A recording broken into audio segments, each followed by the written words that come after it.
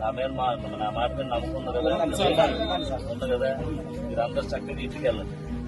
ఆయుష్యం పెడతాను ప్రతి కూడా నేను ఎక్కడ తాళాలు వేసిన కూడా ఉంటాడ ఆయుష్యం చూస్తాను నుంచి ఈ సమస్య పరిష్కారం అయిన తర్వాత బయట పంపిస్తాను.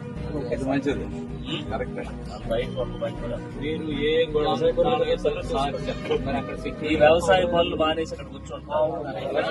దిక్కులు ఉండాలి, మందులు వేయాలి.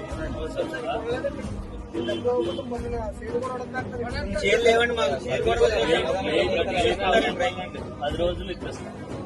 అవసరమైతే నేనే రంగంలో సరేనా. నాకు ముందు తెలిసింది, లేకపోతే ఈరోజు తెలియదు. నిన్న నుంచి చేస్తున్నారా?